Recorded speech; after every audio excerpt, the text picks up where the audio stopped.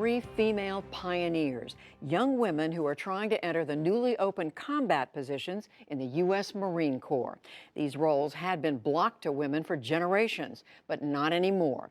The question now, will they meet the same rigorous standards as men to serve on the front lines? The Marines did not want women serving in certain combat positions, arguing it would make them a less effective fighting force. But they were overruled by the Secretary of Defense. So the Marines say orders are orders, and they're now working hard to integrate women. A year-long study by the Marine Corps indicates that groups or units that are all male perform better than mixed units that include females. Now, according to the study, all male units were faster, more lethal, and able to evacuate casualties in less time. Also, all male squads performed better than mixed groups in 69% of the tasks evaluated. Also, all male squads, the study found, performed better than mixed gender units across the board. The males were more accurate hitting targets, faster at climbing over obstacles, and better at avoiding injuries. Who did the study? The Marine Corps. So I believe it. Yeah, I'm really happy that Wes is on the panel to talk about this. They found in this study that the top 10% of women physically are on par with the bottom 40% of men physically. All male squads, teams, and crews, and gender-integrated squads, teams, and crews had a noticeable difference in their performance of the basic combat tasks of negotiating obstacles and evacuating casualties. For example, when negotiating the wall obstacle, male Marines threw their packs to the top of the wall, whereas female Marines required regular assistance in getting their packs to the top. The mission is hard, and I need everybody to be able to accomplish it, not just meet some diversity criteria. Of the 12,000 women who've enlisted in the Marines in the last 3 years, only 150 have chosen to apply for these combat jobs. And of those, only 53, about 1 in 3, passed these tougher standards. The rest failed, dropped out, or are still in training. More broadly, women also get injured more often than men at boot camp, and they drop out at double the rate of men. To some, this is all evidence that putting women into combat roles is a bad idea. Retired Colonel Mary Reinwald spent 27 years in the Marines. She now edits Leatherneck magazine, a magazine for the Marine community. Women physically break down at a much greater level than our male counterparts. That's just reality. Can a woman carry the same load as a man? And loads in Iraq and Afghanistan were as much as 70, 80 pounds, if not more, depending on what the mission was. That's the full battle gear. That's the full battle gear, and more in some cases. How long would I have lasted with something like that? Again, as much hard as I may have had. But that's really not the issue, is when did my body start to break down? Military training can be excruciating at its highest levels, but at the bare minimum, a Marine's got to be able to do 3 pull-ups. But more than half the female recruits couldn't do it. So the Marines are pushing back the day when it becomes mandatory. If you have a failure rate of 55% and 99% of the men are succeeding, obviously this is not going to work. Men have to do 3 pull-ups minimum to pass the Marines fitness test. It takes 20 to earn a perfect score. Women had to meet the same minimum, but only need 8 pull-ups to score perfect. Because so few passed, the Marines will let them choose to hang on the bar for 15 seconds and pass without doing any pull-ups. Critics say the big push over pull-ups is part of a bigger problem: pressure from the White House to make the military gender neutral. Not everybody believes this latest step towards equal rights is a good idea, including a female Marine officer who has been on the front lines. There's these gender-specific medical concerns that are going to come with opening these fields that I'm not so sure we've really thought about. And on the backside of that, there's going to be a cost associated with these medical conditions. And are we ready to pay the price for that?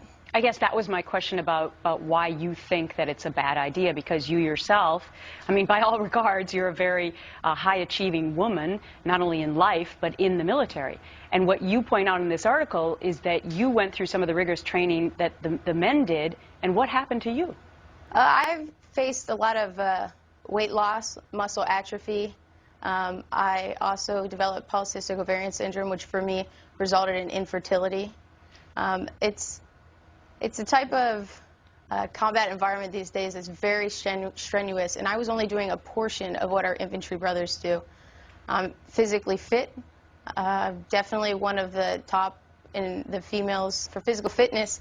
However, I degraded, and of course I understand that every female is going to break down at a different rate, but our male counterparts are breaking down also, and I just think it's an unnecessary risk that we could be taking on. 3, 2, 1, fuoco! No. Sei inciampata? No. No. C'è la corda che non ma si può dare c'è la corda inciampata. E dai, fate se non qualcuno. Dai. Senti campane. Sì, siamo infatti. in ritardo però, Mamma, non cambio della guardia. Eccola. Senza guanti anche, scusa.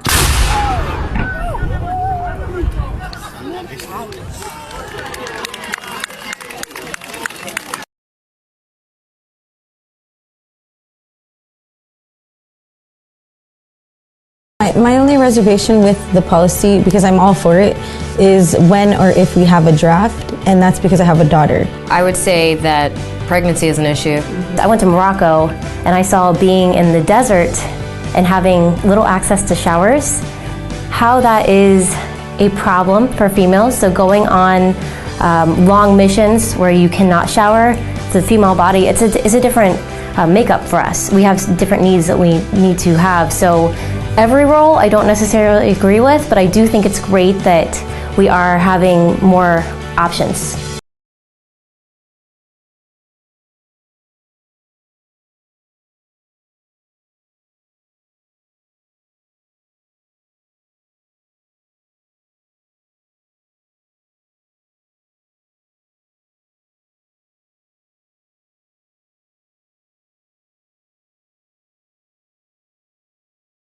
If everybody wants everything to be equal, women better get ready to sign up. If the nation's willing to throw their daughters on the front lines, I don't know what on earth they could be protecting in their country that they're fighting for.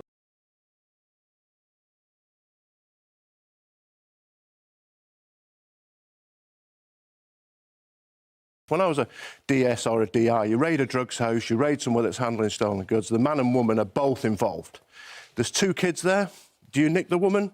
No, because social services won't come out. The bloke, and even the most hardened villain, will take the rap. And so the woman gets away with it, basically, but the bloke takes the rap. So pragmatism comes into play. And I just think, if we're going to have equal rights in everything, then you can't keep making these differentiations, because where's it stop? Right, Sean Berry, I mean, equality is equality, unless apparently it means going to prison, in which case you want to be given different treatment, better treatment to men. So the differences between men and women in terms of offending behaviour are actually incredibly stark. Only about 8% of women commit any kind of violent offence. Most women are being sentenced for things like persistent shoplifting, evading TV licences, fraud, often drugs offences to support someone else's habit as well. And these are not sentences, these are not crimes that make them a danger to society. Well, they are crimes. And sending people to prison, But men go to prison for the same thing. But especially sending women to prison, the impact of doing that, particularly for short sentences, can do far more harm. Why is the impact on women any worse than the impact on men? Women often have caring responsibilities, so in the process of doing that, those children are maybe going into care, that woman's maybe losing her home. The ripple effects into society are far more serious.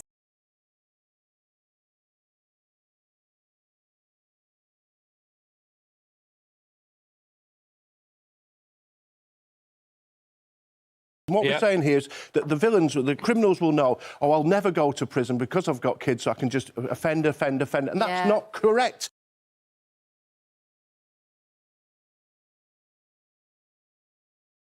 I'm talking from experience, because I recently went through a divorce.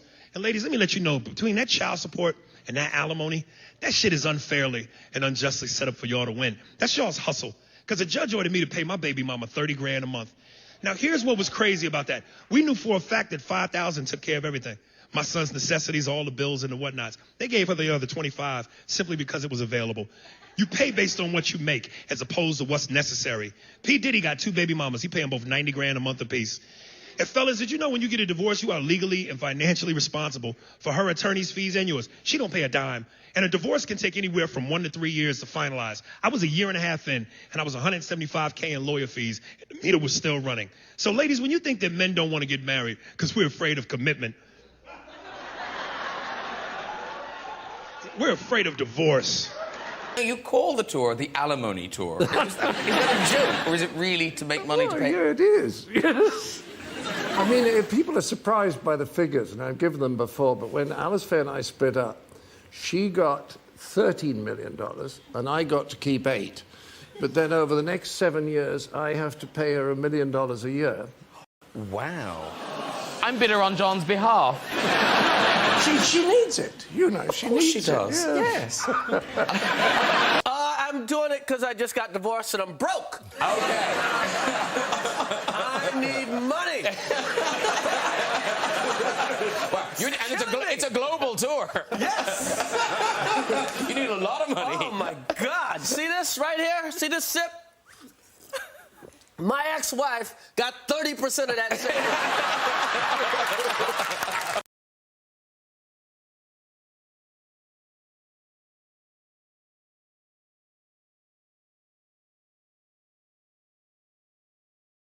It's no secret that Dr. Dre has amassed a huge fortune throughout the course of his career, and his worth is currently estimated at over $800 million. Well, despite how well he's doing financially, it looks like his daughter is currently homeless in the state of California. It's his eldest daughter, LaTanya Young, who is 38 years old. Despite having 2 jobs, LaTanya claims that she cannot afford to secure an apartment in California and has been forced to live in a rental car. LaTanya says she's asked her father, Dre, for financial help, but has not received any support in the past 18 months. She has 4 children. They're apparently living with one of her friends or something. She is working. She has multiple jobs, according to her. So the big thing that I'm seeing online, a lot of people are saying, well, she's 38 years old. Who cares? It doesn't matter. That's on her. Dr. Dre's money is his own. He doesn't need to support her, blah, blah, blah.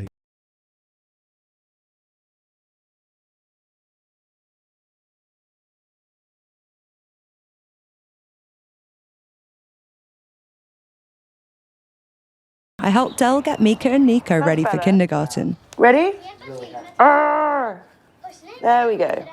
Do we need to rinse out? No, we don't rinse. Don't do rinsing? Kids, no. Oh my God, that's how much I know about parenting, Del.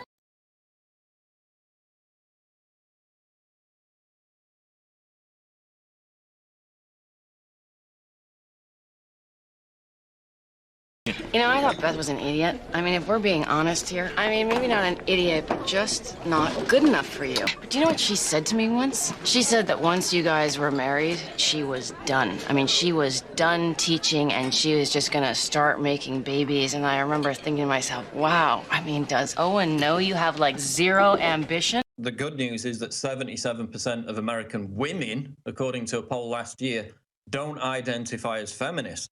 The problem is feminists have got control of large portions of the media, which is why when any public figure is criticized by them, immediately apologizes. We saw the ridiculous fiasco with Kaylee Cuoco, this TV star, came out and said, I like being with my husband, I like cooking for him. The reaction was overwhelming. She was castigated by feminists and she had to come out and apologize. المرأة التي لا تعول نفسها مش بتوكل نفسها لازم تخضع. Australian hosts take it upon themselves to dogpile a lovely mother of 4 children for basically caring too much about her family. I want to take you back to the 1950s, or at least that's what I thought when I read this Brisbane mum's Facebook post. Brooke Smith shared her routine online. Here's what she said. I always make sure I don't go to bed until everyone's lunches are packed, their clothes are set out for the next day, including my husband's, and the house is clean, dishwasher is on, and a load of washing is on. I always get up early, 4:30, with my husband to make his breakfast and coffee. Go, Brooke. Whatever. How is it being 1950s to simply want to care for your husband? Most of the women I know do the exact same, including my mom. Even after being married almost 35 years now, she's still awake at 5 a.m. cooking breakfast for my dad, and she even makes him a lunch as well to take to work. I tell you what though, Chris, I mean, a lot of people online are saying, well done, are praising her. Who? Who are these people? Who? Who could these people possibly be? Well, at least in the US, an article from 2018 states that more millennial women are choosing to be stay-at-home moms. And as for the stats, the most recent Pew research seems to be from 2014, which shows that the number of women who are becoming stay-at-home moms has risen. While 71% of moms do work outside the home, 29% are staying home. That number is up 6% from 1999. Also, I've gotta say, I absolutely love how you have the token male feminist type thrown in there in order to assure the snobby woman that yes, in fact, your opinion is completely right for every single woman on earth, and any woman who might disagree with you belongs in the 1950s. Oh, has he hypnotised her or something? Who does this stuff? Making his breakfast and then putting his clothes out of a night? Is he disabled or something? Like, seriously. Like, get a grip, get off your bum and do stuff yourself. Okay, seriously, this guy is going above and beyond, totally overcompensating. I'm sorry that his wife doesn't want to take care of him, if he even has a wife, but it's no reason to insult and belittle the wives who do. And no, wives don't cook for their husbands because their husbands are useless or can't do it for themselves, but because many of these men have extremely grueling jobs that actually require hard work, unlike this man's job where he basically just sits in a studio all day on a nice cushy sofa and criticizes people. My only theory is that she might actually like her husband and she might actually like to get up at 4:30 and spend some time I with mean, him. I like my husband, but make your own bloody breakfast and coffee. I mean, you know. And here it is. The admission. Clearly the show host never cooks for her husband. I honestly wouldn't be surprised if she never does any sort of household work at all. And the reason it makes her so angry to see a woman who is able to do it all is because it makes her feel less about herself. Naturally, the only way to ease this feeling of inadequacy is to attack the caring wife, to try to bring her down to her level. But the amazing thing, apparently this couple run an MMA fighting gym. Oh, like mixed martial arts. Mixed martial arts, and they also breed bulldogs, so they can do whatever they want. I'm like, You're not arguing. Yeah. Hey, you know what? If it makes her happy, but I mean, nothing in that list of things there, you know. And she's got 4 children under the age of 6. I guess it's finally occurred to the show host what an absolute jerk she's being. Do what you want, she says. It's a little bit too late for that. You've already gone and exposed yourself as a jealous and insecure woman, which is once again confirmed in the next clip. But did you see her photos too? She still had time to like make her hair look beautiful and put her makeup on. Women attacking women. Gorgeous. I think she looks gorgeous. Yeah, you're making the rest of us look bad. Somehow, the caring wife is able to co-run an MMA gym, breed bulldogs, raise 4 children, and take care of her husband, all while maintaining her fitness and beauty. On every front, she totally blows the show host out of the water. Also, did you happen to catch that moment at the end where the man says, "Oh, women attacking women. Terrible." Beautiful and put her makeup on. Women attacking women. Gorgeous. I think she looks gorgeous. Sorry, sir, but you participated in this attack just as much as your jealous co-host, so are you saying that women attacking women is totally unacceptable, but men attacking women, that's okay? Some women might hate the lifestyle, while others might be denied even the option due to the fact that their families can't be supported on one income. Everyone has their own unique situations which can't always be properly judged by the outside world. But to belittle and insult women who do choose to stay at home, or not even that, but who simply want to provide extra care to their husbands and children, is lower than low. Once again, the feminist narrative of claiming to support all women is exposed as a pitiful lie. The same types of competitive attitudes, the same types of jealousy and resentment that exist among many women are clearly more alive than ever.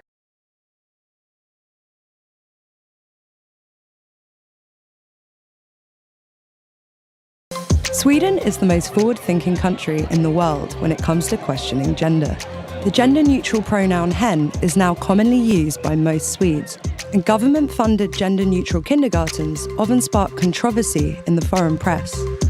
With recent victories for the trans rights movement and more young people defining something other than male and female than ever before, I'm curious to find out what it's like to grow up without the gender binary. So I've just arrived in Örebro in Sweden. I'm about to go meet a family who are attempting to bring up their kids free from all gender norms. Amelia, nice to meet you. How are you? Margareta is my partner's mother. Mama, is that your partner? Yeah. My partner goes by Matilda and Matt, but is also the one who gave birth. Okay. And I'm Mapa. Mika and Nico were both assigned male at birth, but in this family, the sex you were born with does not dictate your gender identity. We don't gender toys, we don't gender colors, so whatever they're interested in. It's like they can just play with whatever toys they want, and Yeah. you would never dictate what those toys were. And what about with clothing? Right now, Mika is, for the past 2 months, has worn a dress every day, just about. When Mika's wearing dresses, and because Mika has very, very long hair, most people assume that Mika's female. If someone called Mika female in front of Mika, would you correct them or intervene? No, we've never corrected. Confused about what pronoun to use, I decide to call Mika and Nico by their names.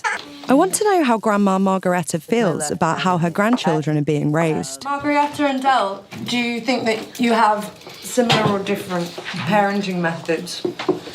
We had our problems at the beginning. At home, the kids can be as gender creative as they please, but now it's time for kindergarten. I wonder what the other children make of Mika's gender expression. Hey, how would you describe Mika? What is hen? Hey. The Swedish government school plan forbids enforcing gender stereotypes and has done since 1998. Förskolan ska motverka traditionella könsmönster och könsroller. Flickor och pojkar ska i förskolan ha samma möjligheter att pröva och utveckla förmågor och intressen utan begränsningar utifrån stereotypa könsroller. Så där står det klart och tydligt att vi måste arbeta för att motverka stereotypa könsroller. What are some of the ways in which you avoid gender norms when you're teaching? Tankesättet, hur man pratar med barnen, pratar med varandra. Att man inte säger flickor och pojkar utan kompisar, människor. Då väljer vi väljer ju projekt som inte är kopplat till kön. Med mycket naturmaterial. Ja, men vi odlar. Ja, men bygger mycket. Vi har djur, vi är inga dockor. Ja, men superhjältar, de kan vara som vanliga människor. Dansa ballett. Med lilla bebisen. So these pictures are basically breaking down the boundaries as different stereotypes. This is like a soft father figure we're seeing. Precis. Lesbian mums. Swedish kindergartens seem accommodating to rainbow families like Del's. But I wonder if ordinary Swedish society is as open-minded. Del takes Mika and Nico shopping. As soon as we enter, people start staring. Do people normally stare? Yeah, I'm so used to it. I sort of block it out, but sometimes I notice. Grandma Margareta arrives to take Nico to the park. She didn't seem convinced about the gender aspect of Del's parenting, so I want to find out how she really feels. Nico had told me today I'm a boy, so I think he really knows what he is. And I hope that when Mika feels that he's really a man later, that he has no problem to be a man then. He's always playing with cars. If you give him a doll, he's not so interested. But he does like wearing dresses, so maybe he'll always like both. Do you think that could create any problems? That's a question. Does he like to wear dresses? Or does Del like that he wears dresses? So that Del has always said, look, I have bought a nice dress for you. Won't you try? I don't know. You want to wear this one or this one?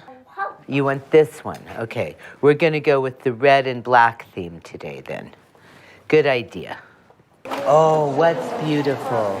Maybe this is something for Mika. Wow, check this out. Go ask Mama what she thinks. While a more gender-neutral focus in kindergartens is fully adopted by the Swedish government, even in liberal Sweden, there's no shortage of critics. Dr. Eberhard has written books on raising kids, and a recent article he wrote heavily criticised attitudes to gender in Swedish kindergartens. I think it's damaging because it tells us that behaviors that are typical for boys, typical for girls, is problematic. It's a brainwashing strategy that you are eradicating sex differences, which I do oppose. The major problem in Sweden, I would say, is that our boys fail in school, not the girls. Our boys are committing suicide, not the girls. So the problem today in Sweden is with the boys. If you have this law that you should treat boys like hens, it implies that you should not behave like the boy you were born to be.